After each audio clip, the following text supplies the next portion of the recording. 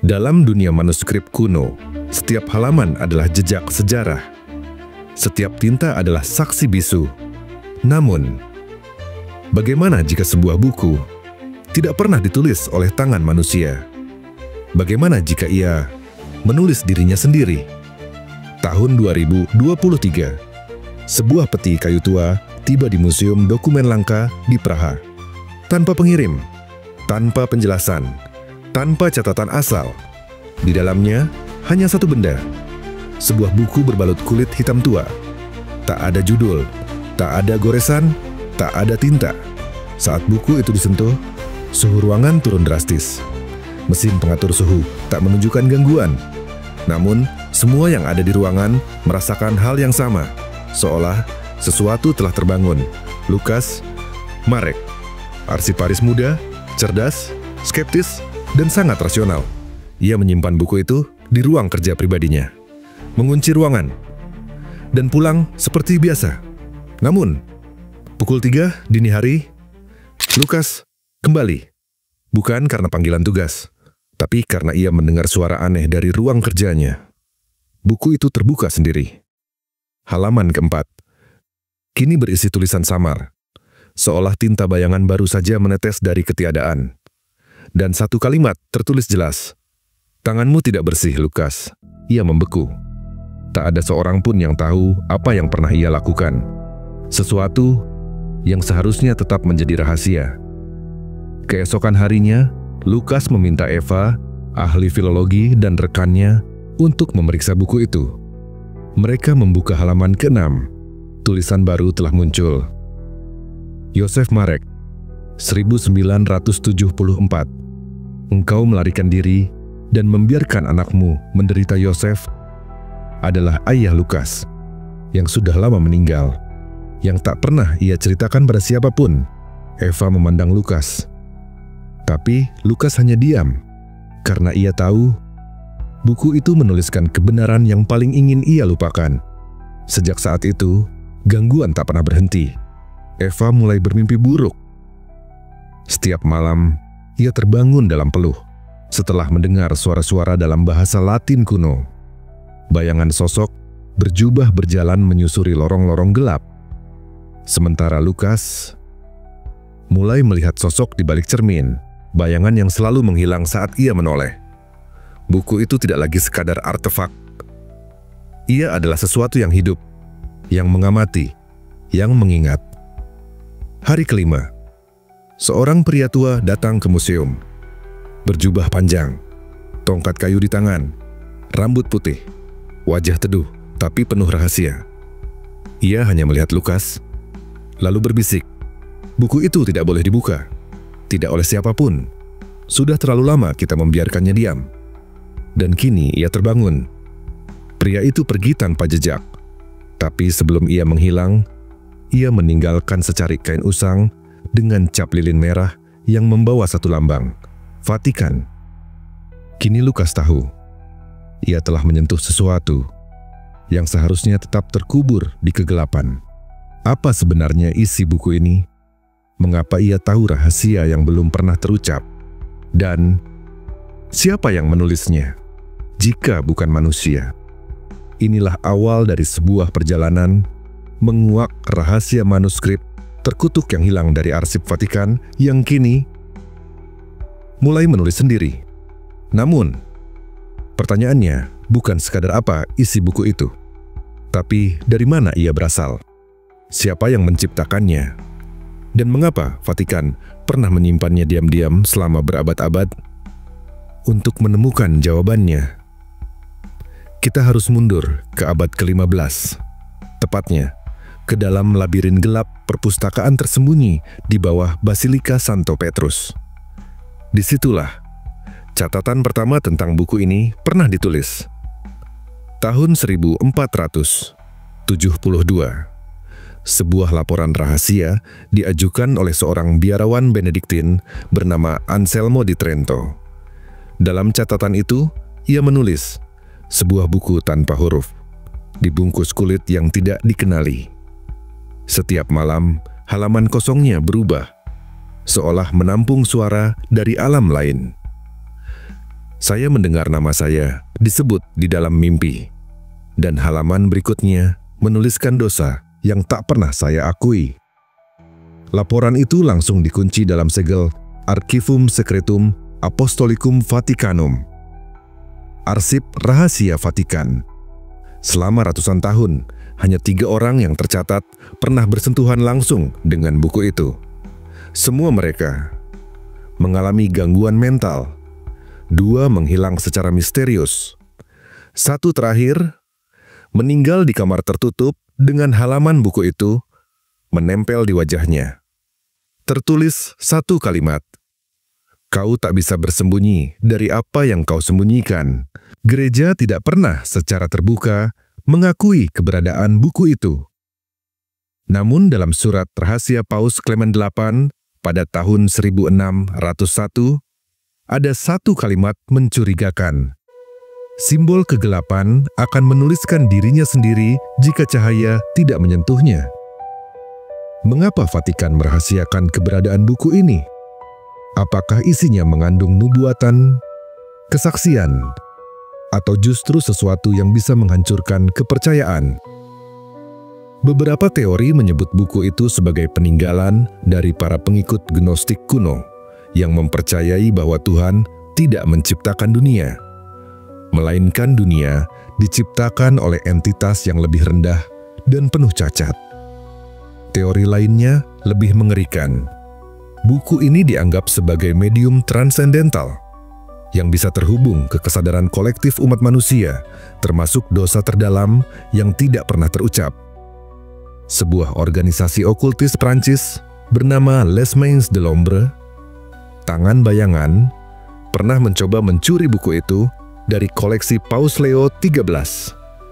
Namun pencurian itu gagal, dan semua anggota kelompok itu dilaporkan bunuh diri massal 5 hari kemudian, setelah mengklaim mimpi mereka kini menulis kenyataan. Laporan Vatikan tentang insiden ini dikunci di bawah klasifikasi tertinggi, Sanctum Silentium. Artinya, keheningan yang dikuduskan. Kembali ke masa kini, Lukas Marek dan Eva yang kini menyadari bahwa buku itu adalah artefak yang hilang dari sejarah gereja, mulai menggali lebih dalam. Mereka menemukan satu petunjuk mengejutkan.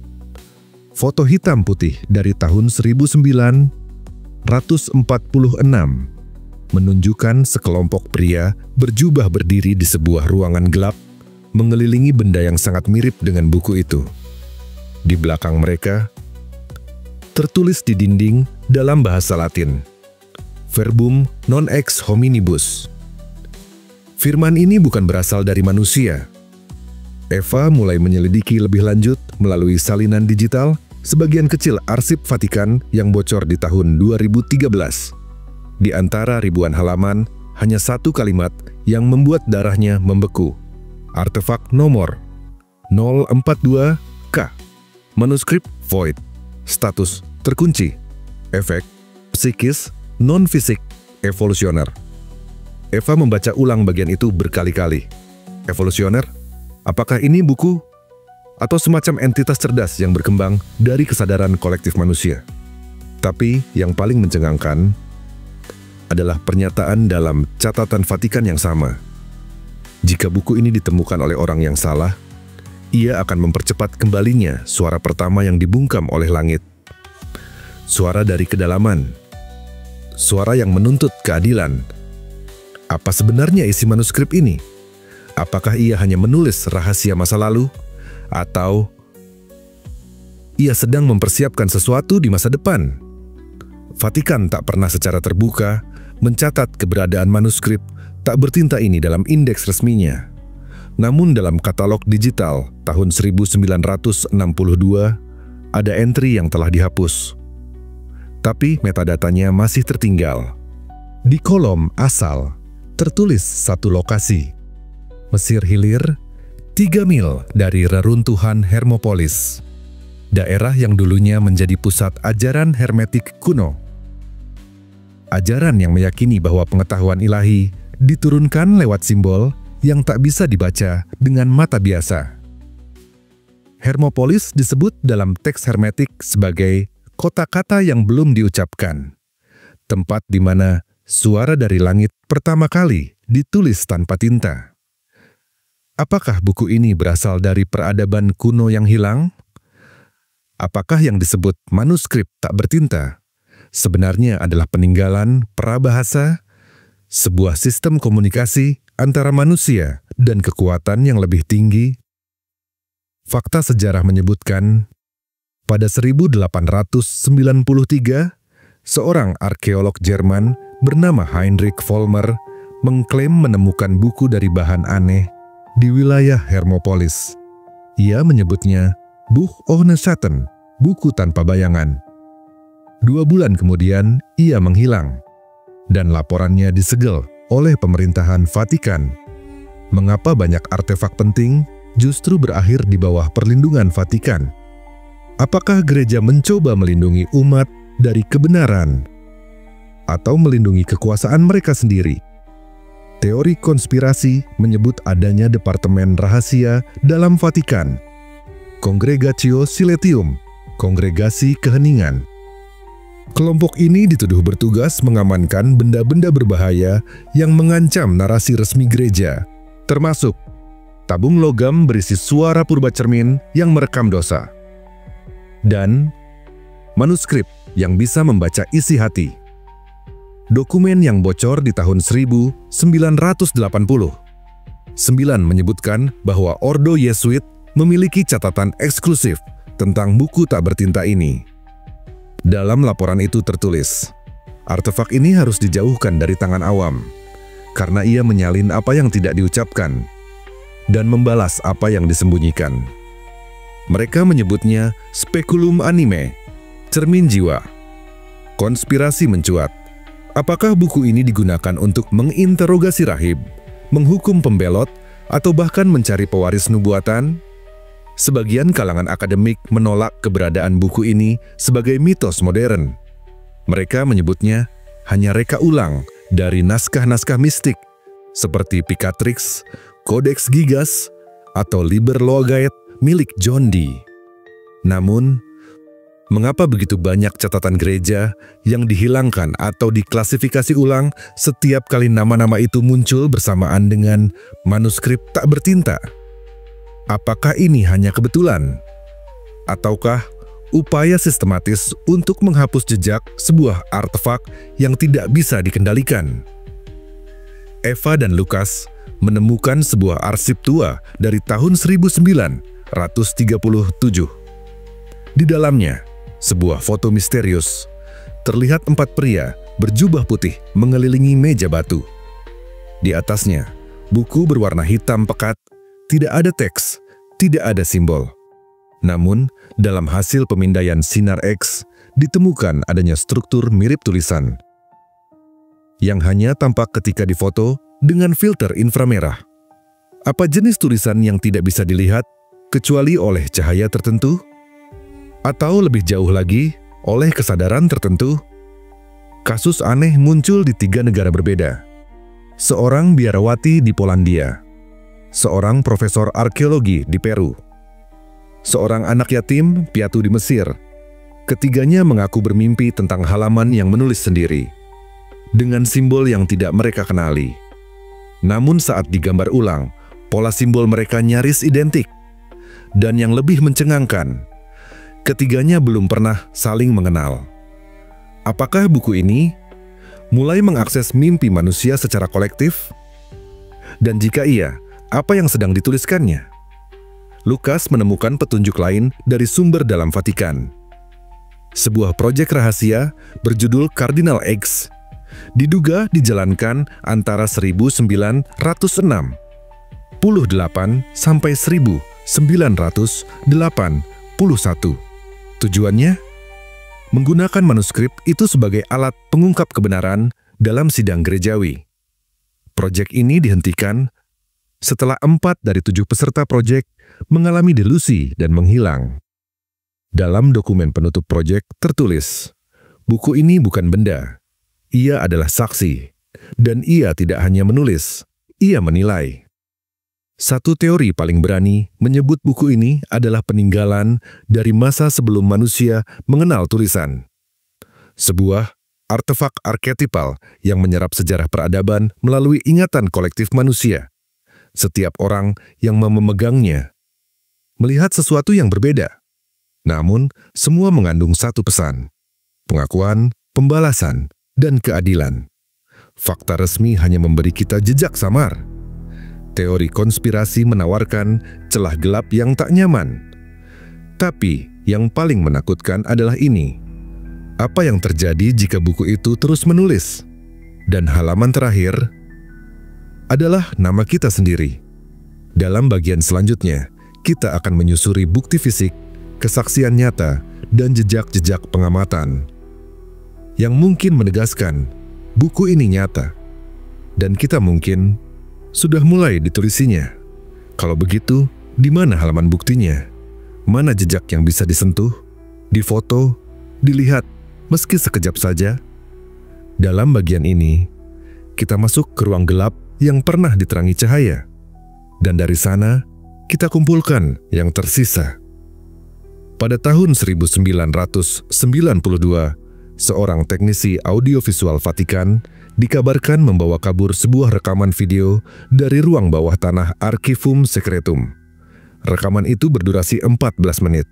Isinya, seorang biarawan tua sedang membaca buku dengan halaman kosong. Namun dalam rekaman, terlihat tangannya bergerak mengikuti baris-baris yang tidak terlihat. Tiba-tiba, ia berhenti. Dan dengan suara bergetar berkata, "Ia menulis dosa yang belum kulakukan. Dan sekarang, aku harus memilih." Hari berikutnya, biarawan itu ditemukan meninggal dunia. Penyebab, jantung berhenti mendadak. Rekaman itu menghilang selama 12 tahun, sampai akhirnya cuplikan 3 detik muncul di forum web gelap pada tahun 2004. Di sebuah museum kecil di Palermo, Italia, tersimpan sebuah buku hitam tak bertulisan di balik kaca anti peluru. Tanpa keterangan, tanpa nama, hanya diberi kode Manuscrito Incognito 11. Beberapa pengunjung melaporkan mengalami mimpi aneh setelah berdiri terlalu lama di depannya. Salah satu pengunjung menggambar mimpi itu. Sebuah halaman dengan lingkaran besar dan di tengahnya huruf yang tak dikenali namun terasa familiar. Seorang ahli linguistik membandingkan simbol itu dengan aksara Proto-Sinaitik, dan hasilnya tidak cocok dengan bahasa manapun yang diketahui. Tapi, strukturnya terlalu sempurna untuk dianggap kebetulan. Lukas dan Eva, dengan kamera termal yang dibawa dari Jerman, mencoba mendokumentasikan ulang fragmen buku yang ditemukan di ruang bawah tanah Vatikan. Dan kamera termal menangkap sesuatu yang luar biasa. Bekas panas membentuk pola huruf, seperti seseorang baru saja menulis di halaman kosong itu. Padahal tidak ada tinta, tidak ada alat tulis. Lebih aneh lagi, ketika mereka memutar hasil rekaman, terdengar suara samar membaca doa dalam bahasa Latin kuno. Namun ruangan tempat pengambilan gambar saat itu sunyi total. Tidak ada suara lain, tidak ada gema.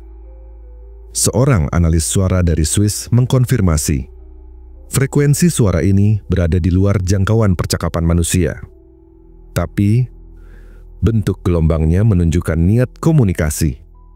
Seorang mantan pengarsip di Vatikan yang hanya dikenal sebagai Frater Aurelius memberikan kesaksian anonim kepada wartawan Italia. Ia mengaku pernah menyentuh langsung halaman buku tak bertinta selama penataan ulang pada tahun 1985. Kalimat yang tiba-tiba muncul saat ia memegang halaman itu adalah, "Engkau menyimpan cahaya dalam kegelapan." Tapi siapa yang menyimpan kegelapan dalam dirimu? Frater Aurelius mengaku tidak pernah menceritakan kejadian itu kepada siapapun. Namun 4 tahun kemudian, saat mengidap kanker stadium akhir, ia menulis kesaksian penuh dalam sebuah surat tertutup dan menyimpannya dalam salib gantung. Surat itu baru ditemukan setelah ia wafat. dan isinya terlalu rinci untuk dianggap khayalan. Termasuk denah lokasi penyimpanan asli buku itu. Dari semua laporan, mimpi, suara, jejak panas, hingga naskah yang menghilang dan muncul kembali. Ada satu benang merah yang tidak bisa diabaikan. Setiap kali seseorang berhadapan langsung dengan buku ini, mereka tidak membaca, tapi dibaca. Buku ini bukan alat, ia adalah entitas. Dan tulisan yang muncul tak pernah sama pada setiap orang, namun selalu mengandung dua elemen yang sama, rahasia dan peringatan. Apakah ini bukti dari kekuatan supranatural atau teknologi kuno yang belum kita mengerti? Apapun itu, buku itu mencatat. Dan kita bisa jadi sudah menjadi bagiannya. Kita sudah melihat bukti, tapi kini waktunya menyeberang ke sisi sebaliknya. Karena tak semua orang setuju, tak semua percaya. Dalam episode berikutnya, kami hadirkan mereka yang menolak semua ini. Mereka yang berkata, ini cuma ilusi, ini hanya dongeng. Benarkah? Atau justru kita semua terjebak dalam sebuah permainan persepsi? Karena di balik semua bukti dan kesaksian, ada suara-suara yang tidak kalah lantang, yang berkata, tidak ada kutukan, tidak ada keajaiban. Yang ada hanya manusia yang terlalu ingin percaya. Dr. Elias Tremblay, seorang neurosaintis dari Universitas Montreal, memiliki pandangan lain. Ia menyebut fenomena tulisan yang muncul di kepala sebagai gejala pareidolia linguistik, suatu bentuk bias kognitif di mana otak manusia menciptakan makna dari sesuatu yang netral atau acak. Buku kosong adalah kanvas sempurna untuk proyeksi batin, jelasnya.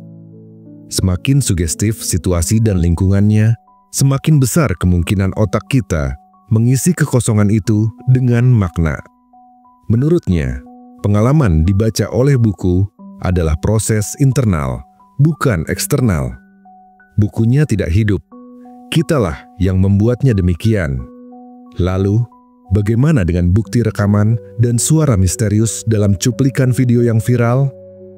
Profesor Henry Walcott, pakar digital forensik dari Inggris, meneliti cuplikan 3 detik yang diklaim berasal dari Vatikan. Hasilnya, tingkat kompresi, artefak digital, dan bentuk frame menunjukkan adanya editing digital tingkat tinggi. Saya tidak mengatakan hoax, tapi ini bukan rekaman asli tahun 1992. Sedangkan suara Latin dalam rekaman termal, suara itu bisa berasal dari lapisan audio lain yang disisipkan secara cerdas. Tanpa metadata asli, mustahil membuktikan keasliannya.